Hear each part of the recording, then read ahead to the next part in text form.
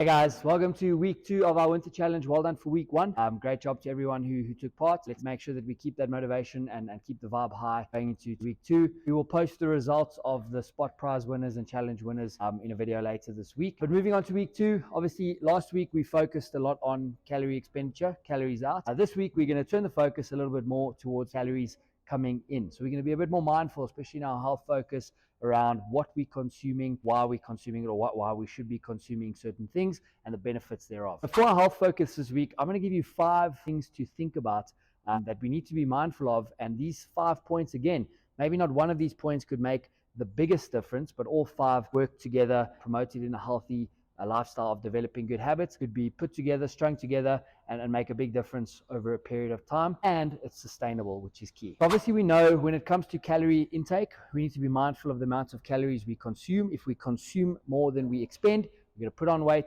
If we expend more than we consume, we're going to lose weight. It's nice and simple in that sense, but it's obviously not as easy said than done. So the first point that we're going to focus on, and one of the areas where we consume a lot of calories, is through drinking our calories. The problem with this is we don't feel full necessarily when drinking. So if we're having a lot of hot chocolate in winter, now it's nice and cold, so we end up having multiple cappuccinos or lots of cups of coffee throughout the day. We are essentially drinking our calories. And especially if you're adding a lot of milk or sugar to those coffees, the amount of calories that we are consuming throughout a period of a day, week, a month ends up being quite a lot. So the first thing we're going to do is we're going to focus on reducing our intake of drinking our calories. Water, obviously great.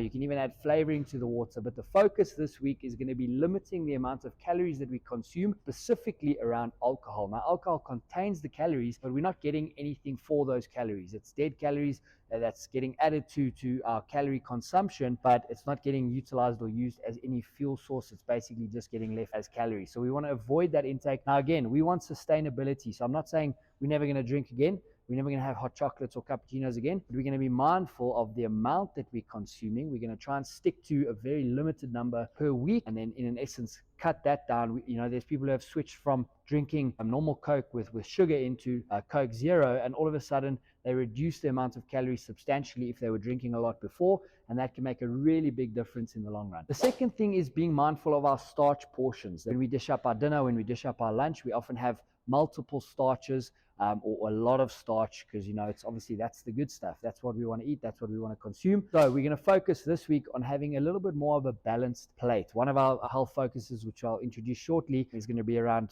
having a protein at each and every meal. So instead of having 2 starches or a large portion of starch, we're going to focus a little bit more on our vegetable intake, which is still carbohydrates, but you can fill up on them and they're very low in calories. The third thing to be mindful of is hidden calories. Now, this is where most people, or a lot of people, get caught out. Calories is one thing, and we're often associated with the actual food that we're busy eating. But for example, when you're cooking and preparing food, if you add a lot of olive oil to that food, some of you have seen the posts around the amount of calories contained in a very small amount of olive oil is quite substantial. You could potentially add as much calories as what's in the meal just in olive oil in trying to prepare your food in a good way. Also, be mindful of all the sauces and stuff that we're using when we're preparing our food, or very careful in the amount of calories that you're actually consuming when adding all of these things that wouldn't necessarily be associated with the actual food itself. Try and stick to spice rather than sauce. Try and be very limiting or mindful in the amount of salad dressing and oils that we use when prepping our food. Just be aware of everything that goes into the preparation of your food, not only the food that you're actually eating. Another point to focus on is eating more regularly. Now, this is what tends to happen is we get busy,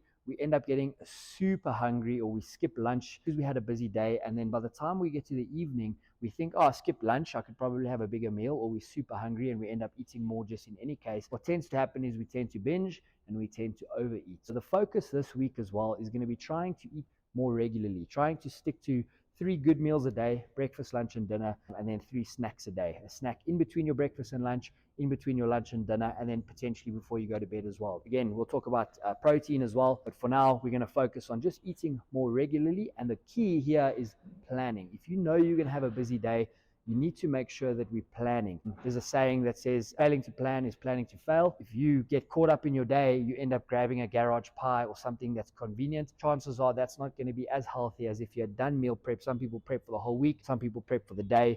But make sure that you get yourself prepped and ready the night before, and you know exactly what you're going to eat. You've got it planned out, and therefore less chance of failing in that day. And the next thing we're going to focus on, this is before our health challenge, is basically the amount of protein that we're consuming. So we spoke about TEF, the thermic effect of food, or when you process protein, it burns more calories than any other food. Protein is also the most satiating of all of our macronutrients, which basically means if I eat chicken versus a potato, chicken's going to make me feel fuller, and it's going to make me feel fuller for a longer period of time. Protein is also the building block of our muscles, so we want to make sure that we're eating protein, and the key or goal this week is going to be trying to eat protein in every single meal, including our snacks, if we can go that far. We want to make sure that we have a nice high protein intake. A general rule of thumb, obviously if you've spoken to the dietitian, yours may vary, but we generally want to try and eat about 1.8 to 2.2 grams of protein per kilogram of body weight per day. Now, this might not be an exact science or an exact target, but if we can get pretty close to that, we're doing a good job. So those are the things we're going to be mindful of. Now, kind of working into that is introducing a health challenge, and those work into the 5 points that I've just discussed. The first challenge this week, our health challenge, is going to be to try and drink 2 liters of water per day. Now, I know that's tough, especially in this weather in winter, but because it's winter and in this weather, we often drink coffee and we don't drink water. Obviously, water is cleansing. It helps flush out toxins. It keeps us hydrated. It keeps us feeling good. And often what happens as well is when you feel hungry, sometimes you're actually just thirsty and you're not necessarily hungry. So if you drink water and keep your intake high, chances are you could potentially eat less calories throughout the day. So 2 liters of water per day. Key here as well is planning. Start early. Make sure you drink some water early on, and then obviously not leaving too much to drink by the end of the day. But I challenge you guys this week, we need to consume 2 liters of water every single day from Monday to Sunday. The second challenge, we need to make sure that in our food or in our consumption of food throughout the day, we need to have 2 portions of either veg or salad every single day, making an effort to not to stick to or not to grab something that's convenient. Don't grab that garage pie. Plan our meals and make sure that we've got a salad portion. It could be a chicken with some salad for lunch, or we could potentially have a nice good cup of veg in the evening, filling us up on that versus filling up on the starch that we spoke about earlier. Then the last challenge is eating a form of protein at every single meal. So when we talk about whey protein as a supplement, I believe in food first, making sure we eat good food. And if you want to supplement your protein intake, it's a very easy way to do that through whey protein. As you guys know, you get a discount on all of the supplements throughout the duration of the challenge. So if you're struggling to hit that 1.8 to 2 grams per kilogram of body weight, whey protein can be a good tool, but as long as we're making sure that we're eating from a good source of food as well. So protein at every single meal, and if you want to take it a step further, include your snacks. So when you're having breakfast, make sure you've got your eggs for your breakfast. At lunchtime, make sure you've got some chicken, and then we can vary the meat up a little bit, maybe some fish or red meat in the evening. And then the snacks, it's convenient for me. I like to grab a whey protein shake. You get 20 grams per serving. It's easy to digest, especially if you want to take something like that after training to help keep those protein levels high. But that's our health focus for the week. It's not easy, but again, what we want to try and do is we want to try and accumulate all these healthy habits. So we want to try and see if we can, not officially, but see if we can maintain our steps like we did last week, or at the very least just be conscious about moving more, and then be now mindful about what we're taking in, including those 3 challenges. Okay, so 2 liters of water, 2 servings of veg or salad, and then making sure that we eat protein at every single meal. If you want to take it a step further, including your snacks. That brings us into our physical challenge for the week. We've got an interesting one this week. I'm looking forward to it. The physical challenge this week is around a squat. Now, a squat is probably arguably one of the most important compound functional movements that we get in fitness. If you don't exercise ever, you still squat multiple times a day. Think about it, getting up and down from a chair, from the toilet, bending down to pick something up. We're squatting. We're using that hip hinge movement. We're focusing on dropping down, using the quad muscles, using the posterior chain to stand up. That's a squat. Now, one of the reasons why a squat is so important is because our quads are probably the biggest muscle group within the body. The more muscle we have, or the more muscle we're utilizing in an exercise, the more calories we burn. And because it's such a big muscle group that we're using, we tend to burn the most calories. And obviously picking up the most muscle in that area increases our BMR, which increases our ability to burn calories even at rest. So a squat, we know the squat standing, feet outside shoulders, toes pointed slightly outwards, dropping down into that squat position, standing up tall. Squats can cause injuries if you do it incorrectly, so we are going to touch on just making sure that we do it properly. But our physical challenge for this week, 3 attempts. Each attempt is 3 minutes long. Attempt 1 is 3 minutes of as many air squats as you can do. I would recommend doing these across multiple days. The second attempt is as many squats as you can do with 5 kilograms of weight in either the form of a plate or in the form of our 5-kilo bags. As many as you can do in 3 minutes as well. And then the third attempt is going to be 3 minutes, as many squats as you can do. This time, 10 kilograms of resistance. So either a 10-kilo plate, a 10-kilo dumbbell, or obviously our 10-kilo bag. That's our physical challenge for the week. We'll obviously post a link where you can submit your scores